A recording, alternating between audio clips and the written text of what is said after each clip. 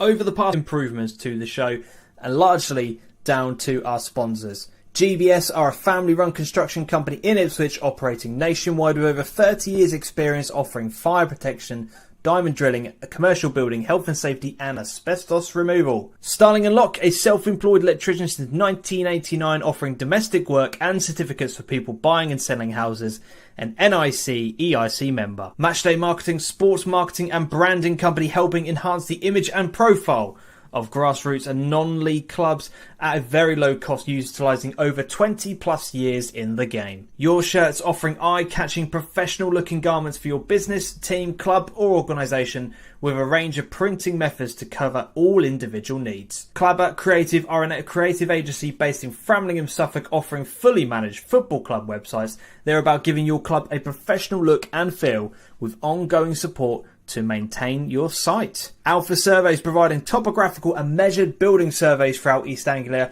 If you are in need of quality surveys for any home improvements, contact Alpha Surveys on Instagram. Links for all of these companies are in the description below. Go and check them out and tell them that DeeJam has sent you.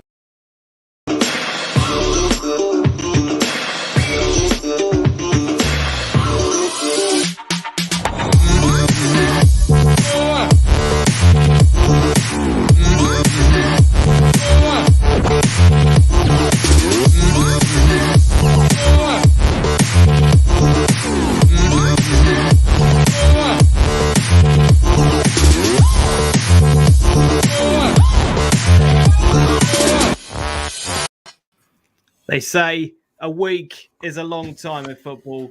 In non-league, 24 hours seems like an even longer time.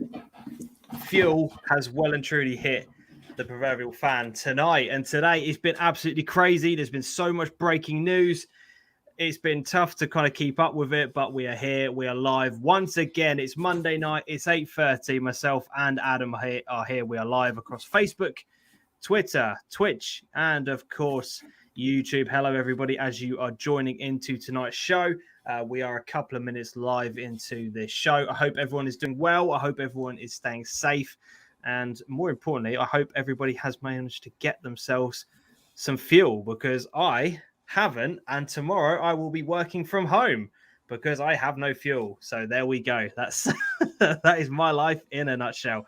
Adam, how are you this evening, my friend? Before we get too much into it, you doing well? Yeah, fine. I've got a bonfire outside that I'm keeping lit. I'm putting unleaded onto it straight just to keep it going. No problems there. Yeah, Don't know what you're whinging about. Fine. I know you'd be fine. Fine. But, nice and toasty, to be honest. That's the thing. I had enough to get me to and from work this morning, but that's it. I've got nothing. So tomorrow I will be out early, bright and early, trying to find myself some petrol, and we'll see how we get on from that. And I might be able to get myself into work, but I'm not overly confident. But there we go. But as I said, I hope everybody is doing well. Before we dive too much into the show, as always, if you want to help support the show, there are a number of free ways you can do that. Most importantly, if you haven't done so already and you're not subscribed to the channel, what are you playing at? All you have to do is have a Gmail account, sign into YouTube, and remember to subscribe to the channel. And while you're there, hit the like button on tonight's video. That would be much appreciated. But if you do want to take that support one step further, there are a number of ways you could do that. The Suffolk Non-League Show merchandise is available still. We've got the hoodies, we've got the hats, we've got the t-shirts, and of course, the Suffolk Non-League Show mugs, as well as myself and Adam. You can actually buy a personalized mug on the website. If you want to do a one-off donation towards a show, just like these guys have done, you can, of course, head over to kofi.com/Suffolk Non-League Show and make a one-off donation.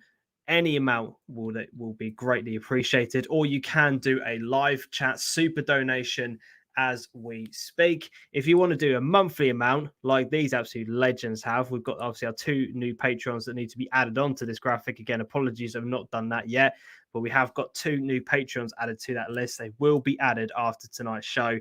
But yeah, monthly amount, go over to patreon.com/DeeJam. And of course, our one-off sponsor of myself, Anglia Coffee Solutions. Big shout out to those guys. Right, let's get some of you up on the screen here. There's going to be a lot to get through and talk about this evening. Ryan is here. Evening, Ryan. Hope you're doing well. Shem is in the building. All good, my man. Jack Owen, first week in a few that I've made the start of the show. Good man. Love that commitment. Glenn is here. Stu, Matchday Marketing is here. And we've got loads of updates and graphics and stuff that have been sent over by that man. So massive shout out and appreciation to Stu on the work that he's been doing recently for us behind the show. Ryan, Berry versus DeeJam game called off because of a lack of fuel for DeeJam staff. Yes, we'll talk about that and much more in just a moment. Evening, guys. Evening at Switch. No worries. Would you say that was a good point for Needham on Saturday? Because I'm not sure. It was the one we wanted to win, but it was away from home. Again, we'll cover that later on in the show, but I'm sure Adam's got his opinions on it. Andy's here. Evening, mate. Matthew. Evening, James and Adam. Good evening. Tony. Evening, guys. I managed to fill up the Merc with 15. What is that? Firkins of 15 firkins of sovereignty. So he'll be fine. Right, there we go. Don't know what the hell that is. Dan's still sad. It was the first time. I was happy not to go to a game. Haven't seen any results. I'm catching up with it all tonight. Yes. Congratulations, Dan, on finally tying the knot and getting that over the line, the contract signed, sealed, and delivered. I know you've had many postponements and stuff because of COVID, but yes, congratulations to you and your other half. Well done. 100%. Absolutely love that. Victor is here. Evening, Sharon. Yes, I'm much better. Much better. Thank you very much. Shouldn't have done the live show, but there we go. Commitment and all that. And David is also in the building as well. Good evening, everybody. So yeah, a lot to go through and cover in tonight's show. So we want to get as many of you guys involved as possible. We want to hear what your thoughts and opinions on it are. And Vinny is also here as well. Good evening, Vinny. Hope you're doing well. Right, let's talk about it. Main talking point, we have to start off with what's gone on in the past 24 hours. It's been chaos. It really, really has been chaos. For those of you who haven't seen the announcement that has been made or has been decided, basically, in a nutshell, the leagues at step 3 and step 4 have given clubs the go-ahead if they want to cancel games because of the fuel shortages at the moment. Now, there's been no official statement on any website at all. Believe me, I've been looking throughout the day. No website, no Twitter feeds have been updated saying this is what we are saying you can do, but the instructions have been given to clubs that if they want to or if they have to cancel because of a fuel shortage, that they can do so. And whenever you give clubs that kind of opportunity to cancel games, some are going to take advantage of it. Some will do so. And whether or not it's a legit reason or not, we all know what online is like. People just do not care. And the reaction to some of the games being called off has been berserk. It's just been absolutely insane. We were reading some of the comments, weren't we, on some of the postponements beforehand, and people are going at other clubs, aren't they? You know, they should forfeit 3 points. Yeah, I mean, I've seen people calling for clubs to lose basically forfeit the match because of the fuel shortage. I mean, it's like if you play at home, everyone that plays for the team lives in the clubhouse and they haven't got to get there. It is a bit of a bizarre situation to be in. I mean, the game's on Wednesday. We do all, everyone has got 48 hours to wake up early and turn up at a fuel station if they really are that short. But yeah, just another reason to not play a game. Yeah, well, that is the feeling of some people. I want to know everyone's thoughts in the comment section right now. What do you make of it? But yeah, as I said, it's basically been, as I said, the authorization has been, the league has basically said, look, you do what you want to. They were. I think the chairman for the Ishmael League was on Sky Sports earlier on, wasn't he? And he said, well, on Saturday we had the incident where one player couldn't get home. He ran out of fuel halfway home. We then had people asking for a postponement on Saturday as well, and they just thought, right, well, due to everything that's been going on, we will decide. You know, we are going to say to you guys, right, if your people can't get to a game or they can't get back from a game, if you feel that this is going to be a problem, then it's down to you to cancel. But I think what's annoyed a lot of people is that the communication has not been between both teams. It's been almost like one team's gone, well, we're not going to travel. we're not going to do it. It takes two to play, doesn't it? So if one team are not prepared to play, it doesn't matter what the other team say. If you've got the option, it's not a consultation, because if the other team turn around and say, well, we've got fuel, well, who cares? The other team can't go. You can't play with just one team. So if you're going to give the option, if it was a Saturday, I bet you they'd be far keener to play. But seeing as everyone's just played on Saturday and it's a game in a couple of days' time, it's a good option to not play, to be honest. Yeah. From what I've seen, the Leiston versus Needham game is still going ahead on Tuesday. And I don't think the Furlough None have given their clubs options of being able to not play. So as far as I can see, those games are still going ahead. There hasn't been any call-offs in the Furlough None, but obviously Stowmarket Sudbury game on Wednesday, which I was supposed to be going to, has now been called off. As people have already talked about in the comment section, Bury versus Dereham has been called off. I think the Felixstowe game's been postponed as well, hasn't it? So yeah, a lot of postponements. I mean, where do you kind of sit on it, Adam? What's your kind of overall feeling with it? Because you give people the option, they'll take it. Yeah, it's as simple as that. If you say to people you don't have to play on Wednesday because there's a fuel shortage, whether it be a fuel shortage or not, that's not the conversation for us to get into, because you can get fuel at certain times of the day. Then there's places where you just can't get fuel. So it's not a, the country has not run dry of fuel. There just is a very limited supply because everyone's buying it like an absolute maniac. I mean, I said to you, like, I don't. Everyone in the country must have a full tank by now, other than James. But we're still, tomorrow everyone will still be out panic buying and filling up carrier bags and everything else to make sure they've got enough. But if you do get the opportunity and you're given the option to cancel a game, well, goodness knows what else is going on in the background. You've just been given, you've been given the reason. You don't have to prove you don't have to prove your petrol lights on. Like, that's not, you're not even being cynical about it. If you're given the option to cancel a game, you've got some injuries in the squad, cancel it.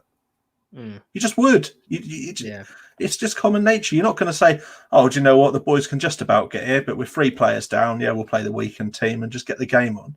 No, you've got a free pass. So because from a league perspective, they came out and said in that interview on Sky that they did that they were doing it for the safety of people getting to and from the games. They also mentioned about the audience numbers being down because they were worried that spectators would maybe not come along to a game because of the fuel shortages. They didn't want to take that kind of risk on clubs' income and stuff like that. Do you kind of get where they're coming from, or do you think it's just I think that consultation should have happened with clubs, because you look at other clubs. Felixstowe are a great example of this. They're basically opening the clubhouse tomorrow, inviting everyone in, selling the programs that they've already had printed for the game at half price, and saying they've ordered loads of food in, so come and buy it. And the bar's open. So to be honest, are the clubs really that bothered about the fact that there might be 50 less people come through the door?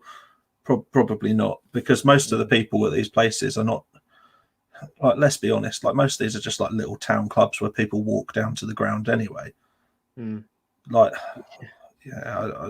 people aren't travelling from miles around in their thousands to watch non-league football. You'll have a slight dip in attendances, maybe, but I don't. I think that was just we're being safety conscious. We don't want our players to be stranded with no fuel in the middle of the night. Well, they kind of said that they're giving clubs the option, and they're also saying we can easily accommodate midweek fixtures later on in the year because of how much we've already. I think the way he worded it was because of how many games we've played already this season. We are in a position that we can give up a midweek game if we wanted to. It'll be really, really funny if we get to the stage where COVID ruins the season and then they're one game away from hitting the 70% threshold. That'd be a funny little end to this tale. Corley makes a really good point in there that people have got jobs. So rather than safety, it is like, I know people get paid at this level of football, but it is very much you look after your main thing first. And if you've got to drive to and from work, you don't really want to end up like James and having to be forced to work from home because you can't get fuel, because it's just not practical. Well, this is the thing. Like I didn't want to be in a queue And being one of those people that is so desperate for petrol over the weekend, I thought, well, let's not join the mad rush, and I'll just kind of let things kind of simmer down. And Friday lunchtime, I went looking, and I just didn't want to join those queues. I looked on Saturday, tried looking on Sunday, and again, when I came home from work tonight, because I got told this petrol station's got it, this petrol station's got it, you'll be absolutely fine when you finish work. Get there when I finish work, and they've gone already. So, I completely get why some people are in that position, because I'm in that position, and I've now had to bring all of my laptop and everything home now. Like, trust me, I don't want to be working from home, because my son's going to make it a nightmare for me tomorrow. Like, I don't want to be here. I'd rather be in the office and just get on with my work. But the reality is that I've got enough to probably get me to my work. I just can't get home. So I do get it, but I think some clubs will use it as an opportunity to get out. And I think once you start handing them that responsibility, it's like, well, what do you... I do firmly believe that if this was a Saturday, you'd have less clubs calling off. Yeah, no, because it's a midweek game and everyone's just played. I think people are less likely to want to play. I think, like Stephen said, midweek games usually scheduled as local fixtures anyway. Get on with it. There's another thread to that teams have got far more than 11 players registered, so I'm sure someone will open up the can of worms that what is every single player in your squad not got fuel and unable to get there. You couldn't physically field 11 players out of everyone that's registered at your club for a midweek game. Yeah, absolutely. That is not going to be the case. It's down to getting the strongest 11 out, and it will always come back to that. Yeah, definitely. Let's get some of your thoughts on the screen here. So, one Ipswich, another excuse that they can use for not being able to get a team together. Ryan Johnson. All I'm saying is that DeeJam have a couple of injuries. Could well very, very the case. Wisbech will go anywhere to pick them 3 points up. Says Dan. Shem, when you give clubs the options, it gives them an opportunity. He's followed that up by saying, I bet Ben Moore is loving the scraps outside the garages for fuel. That's brilliant. What a comment. Dan, all this does is open up a can of worms. If there is still a fuel shortage come the weekend, it's the FA Cup, or when it's the FA Cup. Yeah, that'll be very interesting to see who's... although I did see, you mentioned earlier on, somebody put out quite an interesting comment about, if teams can't get 2 games, they're not going to be able to get 2 training. So quality of games is not going to be great on Saturday as nobody work together, which I thought was quite an interesting way of looking at it. Absolutely no point in attending a game this weekend because no one's going to be training this week due to all the fuel. So it's very poor quality. I'll be expecting this weekend with a lack of fitness as well. So definitely, Dan. Surely a lot of clubs have minibuses. Maybe. You still have to fuel a minibus, Dan. I get his point. David, home sides calling games off is strange. At least, again, it's one of those that not every single player in your home team is going to be from that hometown club. That's the thing. These guys still have to travel in as much as the away teams do in some cases. So, look, I get it. I just think when you hand that responsibility over to a club, everyone's going to start taking advantage of it. But yeah, it's been very interesting. We'll go through all of the fixtures that are going on in midweek, and we'll kind of let you know who's called off, what games are still going on. But yeah, you will know by now that you can see it happening now, can't you? Like there's all this outrage, like on Twitter, the little war of words between Sudbury and Stowmarket is particularly interesting. But yeah, if they really, really wanted to absolutely take the piss, they could all just hire Teslas. So when Sudbury come over next time, they're all in electric vehicles that wouldn't have needed petrol anyway. That's the way I'd play it. Just like make an absolute mockery of the whole situation. Yeah, definitely. So yeah, that is the situation at the moment. Whether or not that continues into the weekend, we shall see. Who's going to postpone what games on the weekend? Again, you give people the power; they will potentially take advantage of it. But yeah, human nature. Yeah, we shall see. So a couple of updates, smaller updates, and then we'll get into the Suffolk FA's big update in just a few moments. So we talked about the Ipswich and Brimsdown situation quite a few times on this show. Now there has been a bit of a further update, not regarding what happened in the actual incident itself, but what has then happened to the result of that game. And for those of you who haven't spotted it, earlier on today, the Furlough Nun put a tweet out to say the following, that the league committee has agreed that the 7-0 scoreline at the time of the abandonment of the Ipswich and Brimsdown match is to stand as the result. Ipswich Wanderers are now top of the Furlough Nun after the points adjustment. The overall consensus online has been that common sense prevails. Do you agree with Adam? Right decision. Yeah. I don't think, my personal opinion would be not to replay that match. It was 7-0. That confirms. Not only because of a scoreline perspective, but there's enough incident and feeling there that if you replay it another 2 times this season, it could just, I don't know.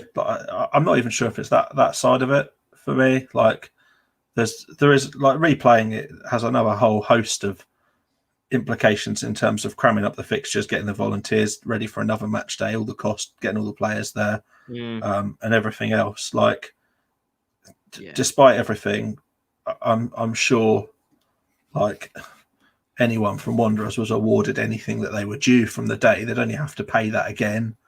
And sort things out. And while it's nice to get people through the gate, by the same measure, it's just not necessary. It was 7-0 for goodness sake. Like, let's just screw that one down, put it to bed. That's case closed for me. Yeah, no, agree. Shem, excellent news. Matthew, right decision there. Dan, imagine the away fixture. Yeah, well, I've already spoken about that, Dan, to be honest, and I think that for me, that's enough. Like, they've already got to play each other once more, and I don't think we need to be repeating that anymore, because there's, it's going to be a little bit fractious naturally. Yeah, definitely. I'm not sure. As much as I'd like to go and watch the game and see how it unveils, I think it could be a bit of an odd one. It's probably one you want to maybe stay away from more than anything. But the boys will be keen to get a good result when they go there again, I think. And is what it is. Definitely. I'm sure it'll be played in the right spirit. Yeah, that's it. So, one Ipswich, as I've said before, Ipswich Wanderers should have been disqualified from that game with Brimston awarded the points. They were found not guilty, mate. That's the thing. It's gone to trial. There was the trial. They were found not guilty of it. So, that is where we currently stand on that one. Whenever an incident like that happens, it has to be looked at properly and by the right people, and that process has happened, and it happened in time frame and everything else. You can't, either way, you've got to create the right environment to be able to actually look at these situations, and that has been done with the right care and diligence, and a result has come out the other end of it, and that's what's happening. It's not an argument. Yeah, that's it. It's not an argument as to what happened and what didn't. It's an argument for what the panel found and why, and that's closed. That's it. And in other news, before we move on from that, we've got the incident that happened at Stanton recently. Just want to shed a little bit of light on it. I don't know if anybody has seen this online. I don't know if anybody has looked into it a little bit, but there was some vandalism that took place at Stanton's ground fairly recently. You can see the damage to some of the nets on there. They have been trying to find CCTV footage of who it is that maybe have done it. From our perspective, it's just an opportunity to give it a little bit of exposure. If anybody knows of any of the incidents, then please, obviously, you can make relevant authorities aware. But the reason we wanted to share it is that they do have a crowdfunding page going on at the moment to try and help with some of the costs towards the incident that happened. So I'm going to be posting the link for that into the all of the chats that are available: YouTube, Facebook, Twitter, Twitch, the whole shebang. if there is any way you can help the club out, over on their page, top tweet at the moment, to go towards the recovery costs of it. So yeah, if there is anything that you can spare, then please just go and have a little bit of a look at it, just to try and help out a local club. Because as I was told earlier on as well, there has been some graffiti damage to another club in one of our areas in East Bergholt as well. I had this image sent in to me, just absolutely mindless. I just don't get it. I really don't understand it. For goodness sake. Yeah, Like, so it's not the first time that this has happened this season, sadly. But yeah, it's just. I mean, just what do you say? What do you say to it? It's just mental. I don't. Some people's mentality is just very, very strange to want to, to do that. I just, yeah. I can't even get my head around the graffiti one as to what on earth was the point. Yeah, very strange. Very, very strange. But yeah, if you as I said, if you've got any sort of if you want to put something towards it, then yeah, as the link for it is in the chat right now. Yeah, no, I agree, Adam. Absolutely, absolutely disgrace. Need to catch these little scroats. Yeah, completely agree. I'll happy donate. Nice one. Yeah, Lee, as if for the last few years. This is it, Lee. Yeah. This is the thing, and all these clubs are in their own journey of recovery through one means or another. What a comment. Adam Potter, let me at them with my notepad for those of you who are listening back to this on audio. That is absolutely brilliant. Absolutely brilliant. Absolutely brilliant. So yeah, if you can put anything towards it, that'd be absolutely massively appreciated. And we do just want to give also a shout out to Byron Tejano, who was going to be making his 400th appearance for Henley this Saturday. We got tagged in it earlier on as well, and it's been well received. So it's worth a shout out. 400 games at any club nowadays is some achievement, but for non-league football, I think that's very, very impressive and deserves a bit of a mention. So congratulations to Byron, and hopefully the game goes well from a personal perspective. Result wise, what will be. That tweet had a lot of likes on it, didn't it? There's been a lot of attention on that all day. So let's just hope he's not an unused sub at the weekend. Yeah, definitely.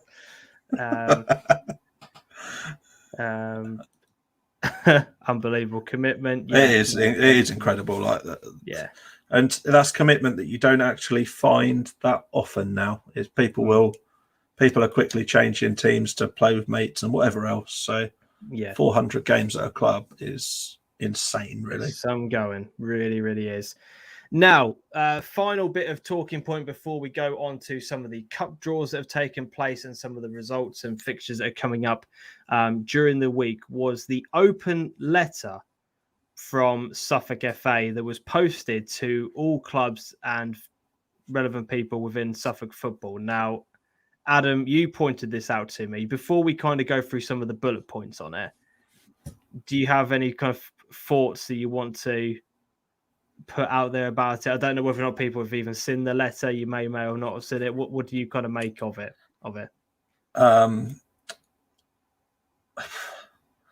I felt that some of the messages were coming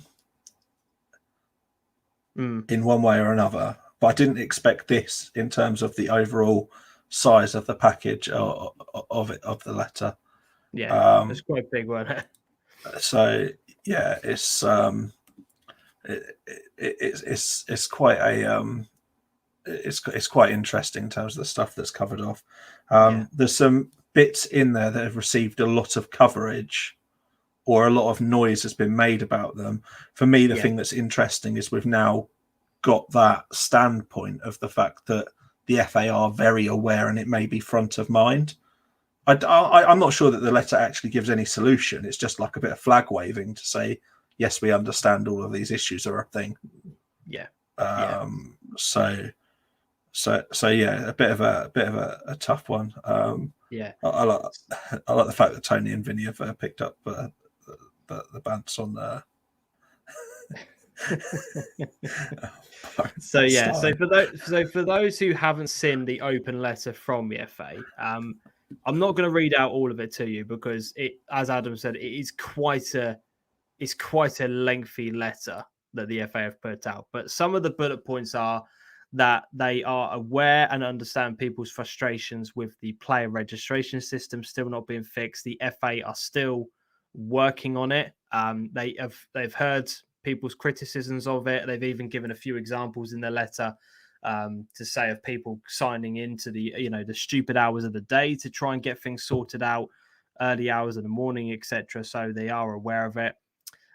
They move on to talk about player availability issues and the number of clubs that have dropped out as a result of player availability. They've talked about they're trying to assist with reducing the affiliation fees for a second season running, but they kind of anticipated that this was going to be happening. One of the big things as well that was mentioned, and obviously there was an alleged incident that took place at one of the SIL games this weekend about referee numbers being down. And they also noted about the fact that SIL senior games are now being played. Well, some of them are being played without an assistant to help out the referee. Youth football is seeing an increase of no officials and coming through to help coach or to help referee those games rather. 4 new courses have been set up, but they've now got new referees, but obviously they don't have to go through their shadowing of having somebody sort of like coaching them and looking after them, etc. An increase in behavioural issues towards referees as well, and an increase of funding received from the Football Foundation was what finished off the letter. So the main bulk of it is the player registration system, player and club availability, but also referees. Adam, you're on mute. But the referee. Yeah, no, I was going to wait for you to leave it up so I could sort of go through it bit by bit, right, in terms of my feelings with it. Okay, got. I'll bring it back up on that. So player registration system, and start off by talking about that. This is the second season in a row where it's been an absolute nightmare.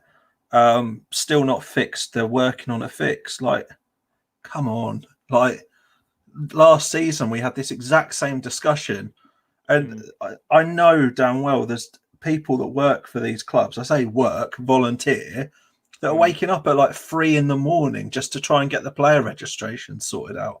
That's not good enough. They need a fit for purpose system. And just saying we're still working on a fix, like, well, what's the alternative? Okay, you're getting up at 3 a.m. We're working on a fix. What else can they do? Think of something different to solve the issue. Don't have your volunteers up until 3 a.m. trying to sort things out when the system's quieter because it can't cope with traffic. Help. Like, people need help. Otherwise, people drop out, clubs fold. Player availability issue. Yeah, people have got new hobbies. People don't really care about football as much as they did in some cases. And people are genuinely ill or can't play. There's nothing they can do about that. And assisting with the affiliation fees does help clubs, but making affiliation cheaper won't make people turn up to football games. It's not a thing. What it's actually doing is probably creating a longer term cash flow system where people will get hit for it later on, and that needs to be thought about in terms of like how that is ongoing. The referee segment was quite beefy, I felt. That was the main bulk of the letter, wasn't it? It was, and it was also about the abuse that referees have received, and I think they even went to detail in terms of labeling some instances of very, very poor experiences for referees, which are unbelievable. I think there's even one where there's a junior referee that received really bad abuse as well, and that's got to be pulled out of the game. It can't happen. But they went as far as calling out fans in all of it as well. And talking about it afterwards, they didn't stop at what happens on the pitch. It went to the sidelines and beyond, which was an interesting tact and not one that I was expecting. So all of it not being good enough, and to respect the referees in order to keep them in the game. But yeah, that's filtering through to people needing. I think Dan mentioned it a little while ago that he knew of referees doing multiple games in a day, and then they're saying that burnout is an issue. But it's good to get 48 new refs in. Got to retain them now and get them through that period.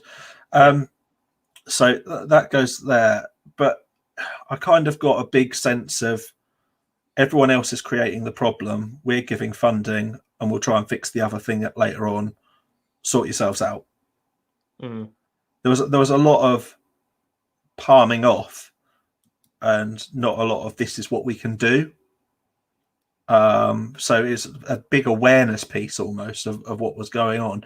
I don't want to say that they're not taking that. It's not something for them to take the blame for, obviously, but it just didn't feel like that they were absorbing a solution in any way. It was more a case of, we're aware of this, we're aware of that. Things need to change. It was the referee one where they were kind of calling for action. Yeah, to change in that one. That was the big thing that I felt like, having read the letter several times to try and get the bullet points out of it. That was the big one that tended to be the focus of that letter. And I think that that became evident after the weekend as well. Again, without knowing the full facts and everything like that, we were made aware rather of an alleged incident that took place this weekend where a referee basically abandoned the game and forfeited the game because of the abuse that they were receiving. So we never like to see those kind of things. Obviously, we weren't there. We don't know the full ins and outs of what happened. Very difficult to kind of react to that without knowing the full facts and figures. But it still does appear as if it is happening on a not, I wouldn't say a regular basis, but it is still happening. And when at a point where we're losing referees at a rapid rate of knots. Yeah. Do things need to change? I don't know. Can I talk to Vinny's point that he's made? Can you bring that up and just read that out? Because that's really important. Something else that was said. Vinny's point on here, he's saying officials want respect, but they write reports containing barefaced lies. Also describing managers as the black one in the hat. Improve the referees, and then respect for them will improve. So I think that we need to be more aware anyway in the game, in the way of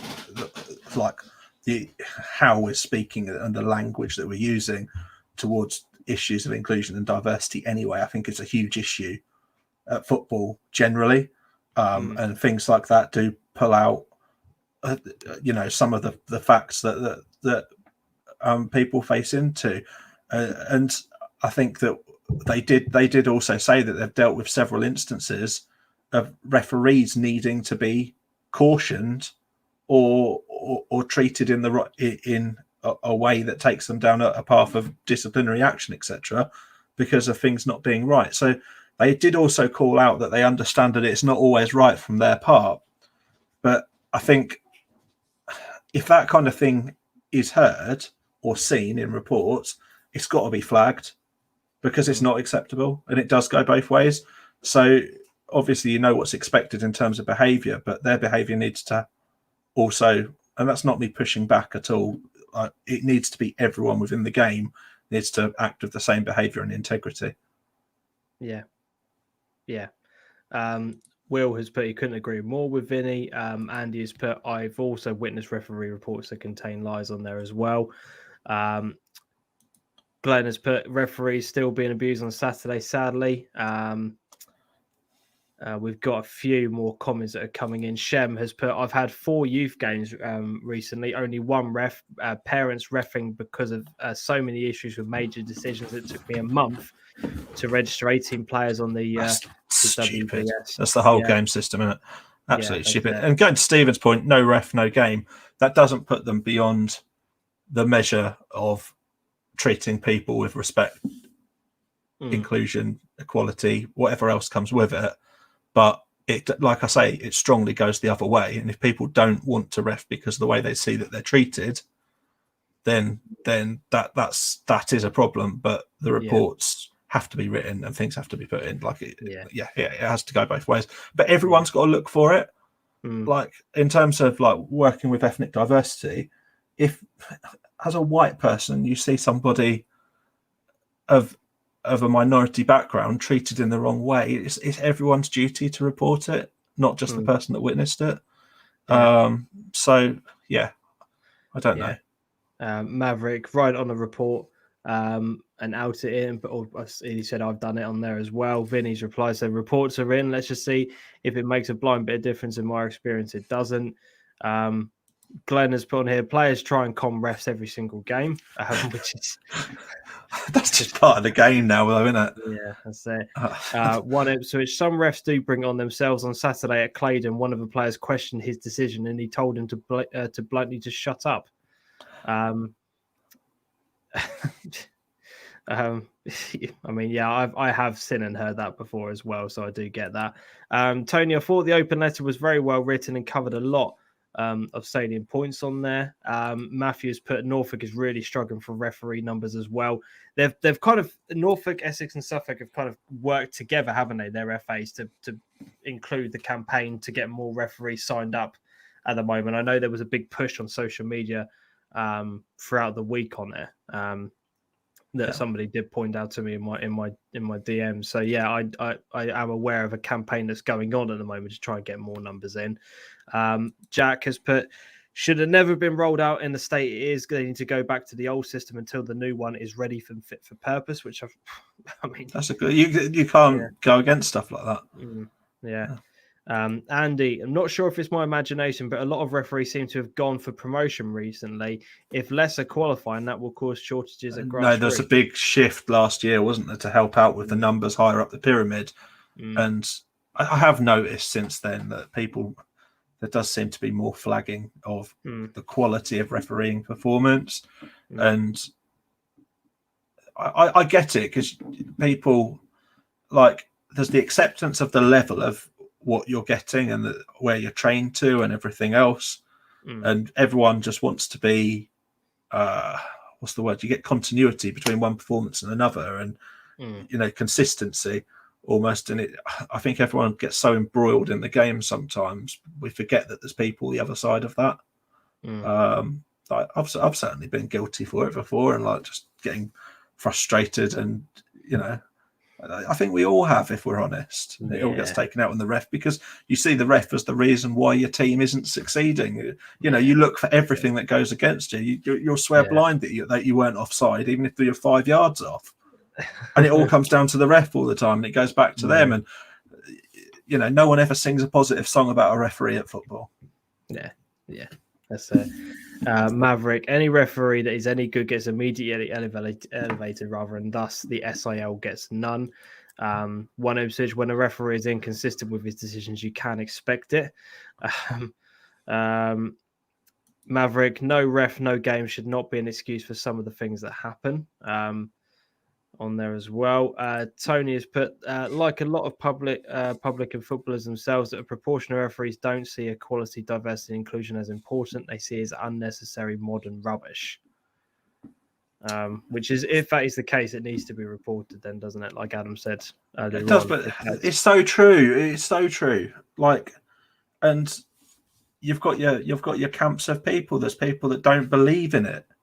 There's camps of people that are very focused on the inclusion aspect and making sure that that's all present and correct, and will shout about it. You're advocates of it.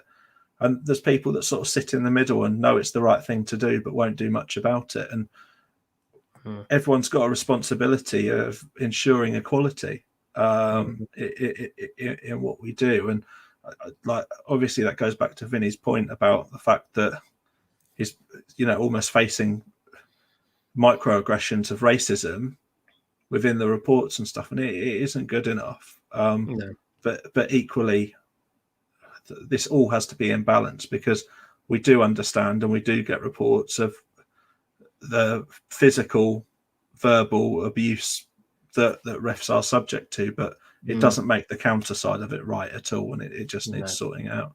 Yeah. Jack, I'd say instances from the ref side is very rare and should be reported. Towards the refs is pretty much every single game, and it needs to stop.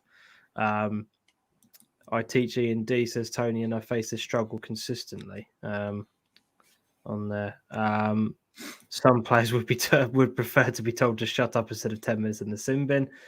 Yeah, that's a fair comment. The sin bin rule should be scrapped, shown a yellow card for dissent. That's the rules in football. Yeah, Vinny, I agree on that. We've talked about the sin bin rule many, many times on this show. I do think, though, that as this issue is now really rearing its ugly head again, it does almost bring back that need for, like, this is the line on how you're spoken to and how people act. Put them on a caution straight away. Don't mess about with sending them to sit down for 10 minutes and cool off. Like, yellow straight away. Another thing, you're off. Yeah. And set your stall out early. It doesn't matter. It doesn't matter if it wasn't a foul. It doesn't matter if they just told you that you're in shit. Like that's a booking. Yeah. Because then you lose the respect. And the whole thing with refs is it's built on respect. And it has been for a number of years now. And unless you can take immediate action that has a consequence and a fine and everything else tied to it, I'm not sure that it has the true impact that you really need. And it allows for far too much variability. I've been to a number of games where I've heard the ref say, we're not going to do the sin bin today. I can't be bothered with it. I've been to a number, and I know you've been there as well, James, and heard the same conversations. Like, let's not mess about with the sin bin today. Let's just make sure we control ourselves, stay calm. I'll put a booking out if it's wrong. Like, when the FA would turn in their grave and turn around and say that absolutely doesn't happen. It does. Yeah, it does. It's a lived experience. It happens. Yeah. This is Shem, allocation also seems to be an issue. We had a referee who travelled miles and reckoned that his fee wouldn't even cover his costs. Then why will people do it? No one's going to, are they? Yeah, so just put them off. It's really simple. Can you play football? Are you any good? Get on the pitch, says Maverick. Jack Owen, the better refs are the ones who talk to the players / officials, should be encouraged to do so. Should get managers and captains together before a game.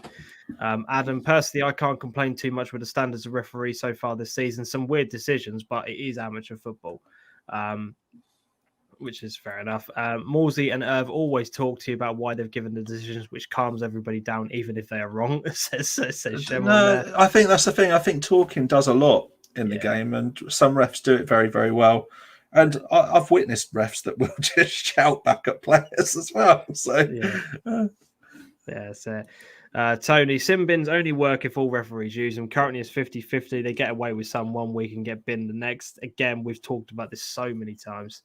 About the fact that it's not used properly. Really isn't a threat. It really is. Dan, if we had a referee that booked one of our players that took a quick free kick from in our half as the striker wanted the free kick taken quickly. Luke, a bit of praise goes a long way. As I say, great to see Haybridge praising the referee on Twitter on Saturday as well. That's all part of that respect thing, isn't it? Mm-hmm. That's showing appreciation and not calling things out. I mean, I think I went on. I'm going to call it out because I think it's ridiculous. Like Norwich CBS on their actual Twitter feed, I think put, if this is a penalty, then I'm the Pope, with a video of the incident. And that's where you lose the respect because your question, and they even put in their match report, pulled back to 2-2 after some questionable refereeing decisions. So you're putting the doubt in people's mind of that person's performance. And that goes exactly against what the FA want. And I know it's a Norfolk club and we're talking about Suffolk, but I'm sure Norfolk won't view these instances any differently to what Suffolk do. This will be a joined up approach across the whole of the FA. And that message will have been as a result of some broader level communications. Yeah, well, there we go. Good to get your thoughts on it. We always love to hear what you guys have to say on those incidents. Keep those comments coming in and we'll keep reading some of those out. As I think we now time to move on to our part of the show where we talk about the results and some of the cup draws that have taken place recently. So if we just take our minds a little bit further back to see some of the FA Cup results that took place last week, we saw that Needham crashed out with a 3-2 home defeat to East Thurrock United. Sudbury eventually won the replay against Stowe Town. They won 1-0 away from home. So one goal in those two legs. And we saw Leiston going through with a 3-1 win against Kings Langley in their replay as well. So two of our sides going out and two of our sides going through to the next round of the FA Cup. And as a result, we now have 3 teams from our area now into the third qualifying round, and that is all the teams that remain. So we've got Norwich United are away against Stamford, Leiston are now at home against Tamworth, and Sudbury are also home against higher opposition in Cheshunt. Those games take place actually this weekend. To be honest, though, the form that they're all on, you've got to fancy them all, haven't you? Yeah, no, I'd say Leiston have definitely got a shout against Tamworth. Yeah, as you say, Norwich United have won the last 5 games back to back. Have been really, really impressive. So they've definitely got a chance.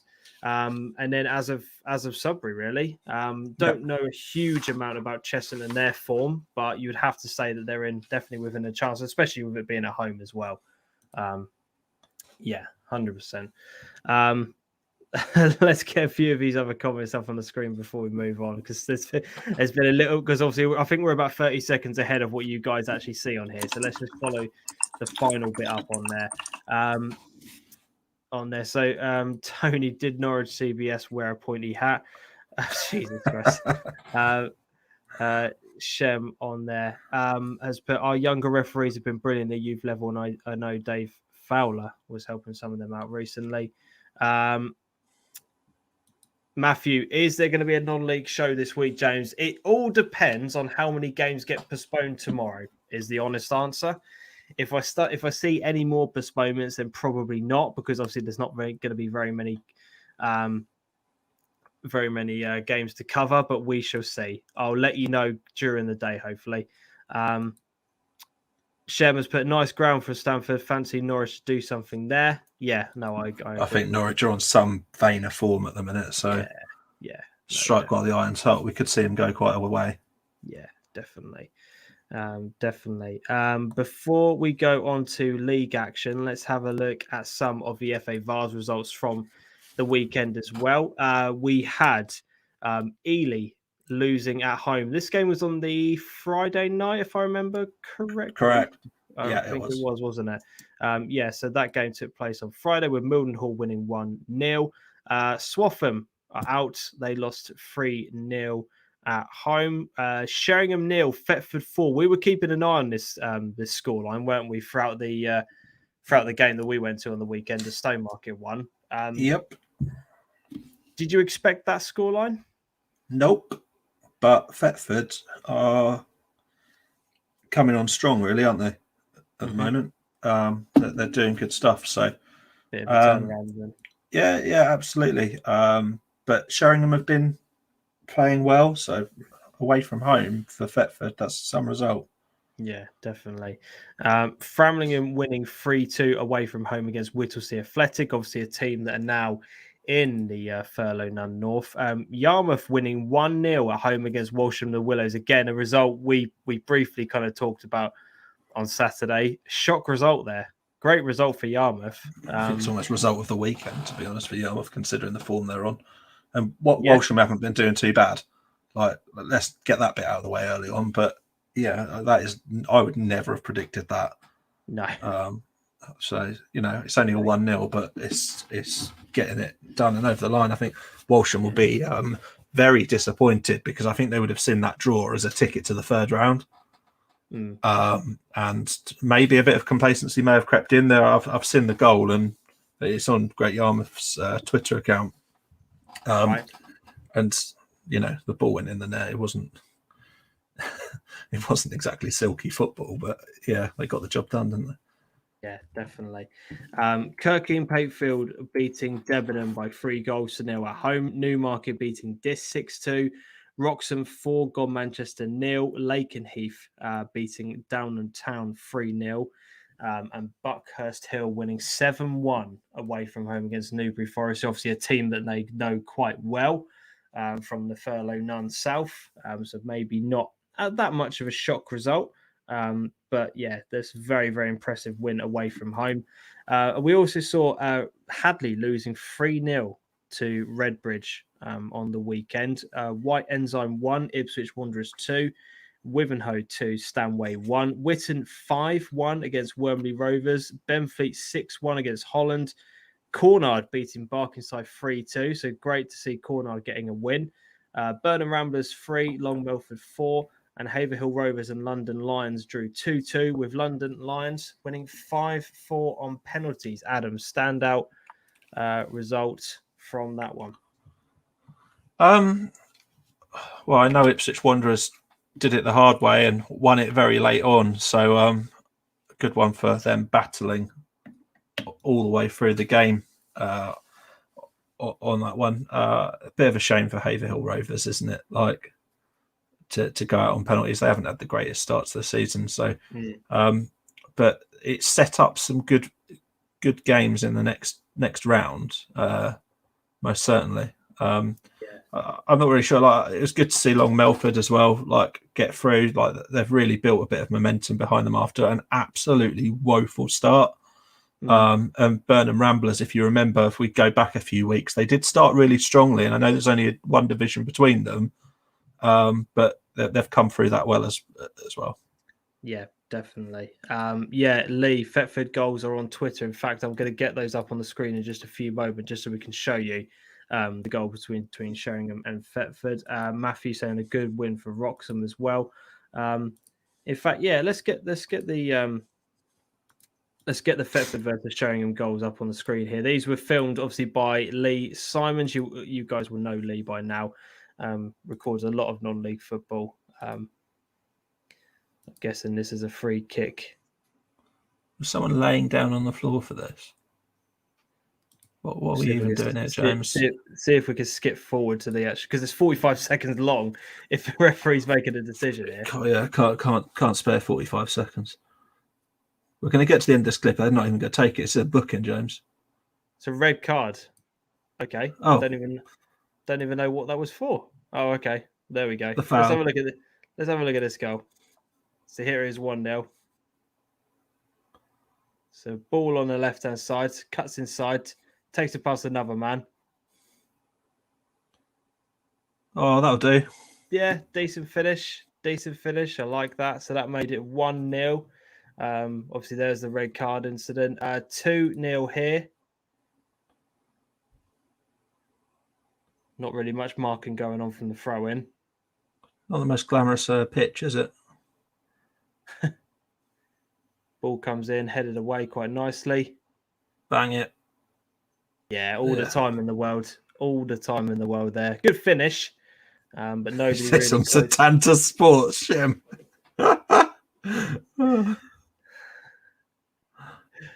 And this is the third goal.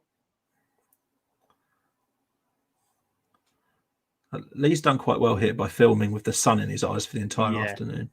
Yeah. What on earth? Not really sure how that one crept in. But yeah, no, I agree with you on that one, because that is why I always pick a side of the pitch and never really leave it during the games. And I get accused of being biased from time to time, but I do it because the sun's not in my eyes. But here's the fourth goal in the game. Flick on. Okay, yeah, that wasn't very good. Not the best. 4-0. But yeah, good result. This is a ton of sport. I didn't see that one beforehand. So yeah, as a result of the games that were played this weekend, the FA Vars draw was drawn today. We've got Whittlesea versus Wolverhampton Casuals. I don't really know an awful lot about those guys. But they're the ones that don't turn up to training, remember? It's like the Lakenheath bunch all over again. Witton United versus Cockfosters, Mildenhall versus Lakenheath. We've got Saffron Walden against Kirkley and Pakefield, Stansted versus Wivenhoe, Wroxham versus Benfleet, Ipswich Wanderers versus Milton Keynes Irish, and we've got Buckingham Athletic versus Cornard.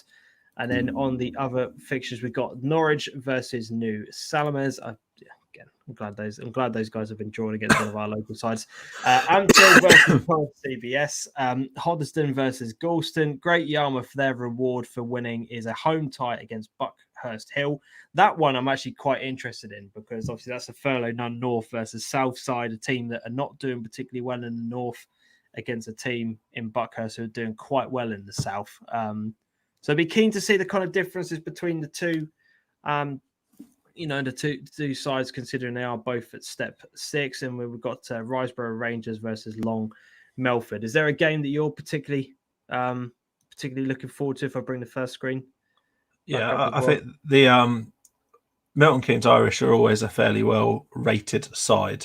We've spoken about them before.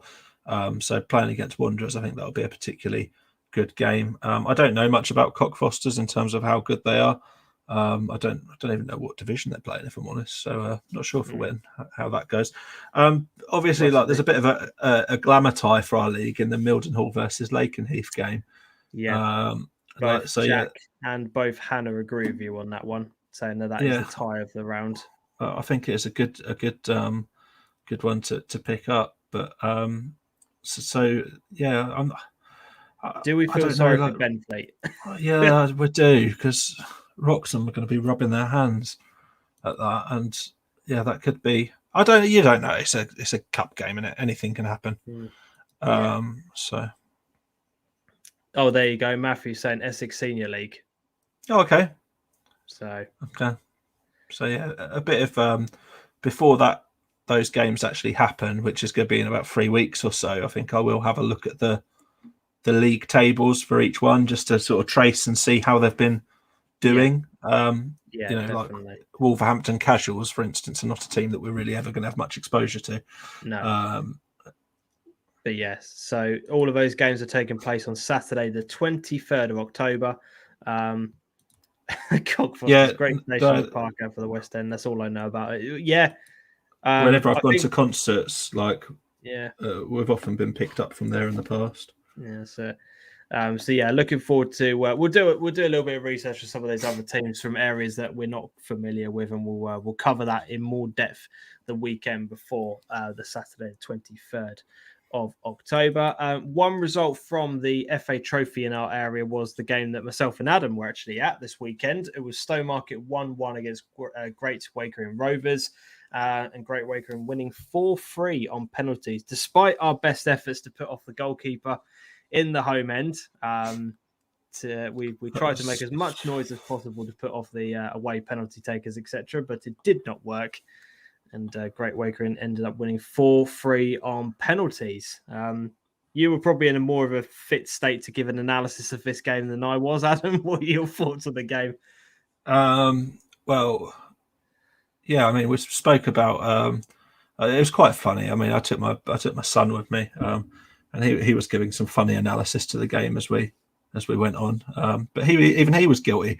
There was a handball, and he turned around and shouted, "That's a handball. The referee's rubbish. He's 4." Great example of things there. I mean, this was not the best game. Stowmarket were trying to walk it in. I reckon they must have had about 80% possession. Great Wakering, I turned around to you, James, at one point, didn't I? And I literally just laughed at you because there was a pass in midfield, from defender to midfield, and it's as if he was wearing 20p boots. It was just dreadful. They just couldn't put passes together. I can't remember a single instance in that game where Great Wakering dribbled the ball. I can't remember one. Yeah. Well, maybe one in the first half. But I agree. Yeah. And they scored, and it was a bit of a mistake by Bradders in goal. Stoke sort of seemed to go through his hands a bit. Wrists weren't strong enough for the ball as it was coming, but it didn't seem to be really hit with much venom. I don't know if it flicked up because I couldn't really see because the angle across. But when Stowe got the goal back, I thought, well, there'll be a way. You could tell Great Wakering weren't very good from the minute it kicked off. And I'm sure there's not going to be many Great Wakering Rovers in here fans, but they just didn't look at the races. It was genuinely a good win for them because they had been second best all afternoon. And Stowe will be ruining the missed chances and the lack of cutting edge around the box and just trying to work it in constantly. But they hit the post, the crossbar, screwed some shots wide. But I mean, some of the misses from Great Wakering were embarrassing. Yeah. First half, massive gaping open goal, and he absolutely screwed it. And second half, their attacker received the ball on the turn to hit the ball across the goal and kicked it back the opposite way. Can you remember that one? I was in absolute disbelief at what I was seeing. I'm not surprised they are where they are in the league. They're not going to pick up many points this season. So for Stowe, it's a massive missed opportunity to go on and a little bit more money in the cup. Do you think they really want that cup as a distraction with trying to make sure that they maintain a decent first league season? I don't think they'll be overly upset, if I'm honest. No, probably not. Probably The not. fans would have liked something because we don't really know what's going to go on with the local cups. I know Stowe got quite a tough first round draw, but really it's a big focus on the league this year and really stabilising to push on next year, I think. Definitely. Right, Southern League Premier Central Time. There were a set of results that took place on the weekend. No midweek action in this league. So we got AFC Russian and Diamonds 2, Hitchin 1, Able Church 1, Biggleswade 0, and then we get through to our local sides. We had both Leiston and Lowestoft winning this weekend. Leiston with a 2-1 win against Hednesford Town. Lowestoft winning 2-0 at home against Stratford. Congratulations to Lowestoft. Good to see them getting a win. It's a big result for them, Lowestoft. Yeah, definitely. And the result that One Ipswich was talking about earlier on with the Stourbridge versus Needham game, obviously that one being a bit of a bottom of the table clash. Do you think Needham will be seeing that as an opportunity drop, considering that Stourbridge have not won a game this season? Opportunity dropped. I think they'll be absolutely kicking themselves. Yeah. Like they're in a position where they thought that it would all kick off and start. For me, it leaves me a little bit concerned for Needham. Like, I don't mind saying it. I am concerned because this isn't the Needham that we had last season. It's, I think we both said at the start of the season when we did our preview show, we expected Needham to kick on and possibly become a club in step 2 for us. Yeah, locally, they've got the facilities, they've got everything else there. Like, let's put that to one side. This is about the quality of the squad and stuff, and you've got to raise questions now. Like, and this isn't a case of me saying like, oh, it all needs to change, because it doesn't. But why is it not working? Yeah, this isn't the same team that were playing last season, and the league hasn't changed. Yeah. So it's just not firing, and that was the game they needed to win to kick things off. It may have been away, but I don't think a draw is enough for what they should expect of themselves, and I'm sure they're going to be disappointed. Yeah, no, definitely on that perspective. Before we bring up the league tables, I have had the goal sent in to me for the Leiston game, so I'm just going to bring those up on the screen here. So you guys can have a little bit of a look at those ones. It's about as accurate as my recording there. Starts the moment the goal goes in. God. Yeah. Good hit into the bottom corner. On a volley. It's quite a unique angle, isn't it? It's very low. Yeah. You get a lot of you get a good account of the pitch. The keeper's having to track back quick. Yeah, nice. Good finish into the bottom corner there. Yeah. It's good to see Leiston doing bits, though. Yeah, definitely. They've done well so far this season, haven't they? Do you know what I mean? They have. They've been the ones that you want to, you're talking about. And the players they've brought in have done the business, really. Like, it's a squad overhaul, and it's worked. Yeah, that's it. So bottom of the table now looks as such. That point for Needham takes them to 19th. Still not where they want to be. As I said, haven't won a game. We've drawn 4 and lost 3 so far this season. That win for Lowestoft takes them out of those relegation places and now into 16th place. It's 2 wins, 1 draw, and 5 defeats. But as the main talking point from our perspective is Leiston. They're just outside the playoffs on 13 points from their 7 games. They're just outside with the 1 goal difference between themselves and Tamworth. But there's a few teams that are on 13 points at the moment, chasing those kind of leading pack there. But yeah, Leiston. Peterborough are flying, aren't they, as well? Yeah. They really are in this league. So have to see how that continues to unfold. But Leiston flying the flag at the minute. Yeah, no, definitely. Fixtures are taking place. Well, we all know about some of the games that have been postponed. So far, there have been 2 postponements during midweek in this league, which is the Banbury and also the Tamworth game. And I've just been told actually that the Leicester-Needham game is definitely going ahead. It's been confirmed that one will be taking place tomorrow night. So if you are in the area, you're looking for some local derby action, Leiston versus Needham tomorrow night at Leiston is going ahead. Obviously, if there are any changes to that, then I'm sure both clubs will make you aware. But as far as we are aware, we've been told it is definitely going ahead. So yeah, looking forward to that one. Should be a good game. Obviously, both clubs want the result for different reasons. Needham just need a win. Leiston will want to continue their 3 wins out of 3. I can't see it for Needham tomorrow night. I'm going to be honest. Yeah, no. I don't think it's on the cards tomorrow, not with the form that Leiston are in. They look pretty lethal going forward as well. Yeah, so I agree on that one. And then 2 games, again, this is all subject to change, but as far as we're aware, these games are still going ahead on the weekend. We've got 2 of our sides. Lowestoft are away from home against Hednesford, and we've also got Needham.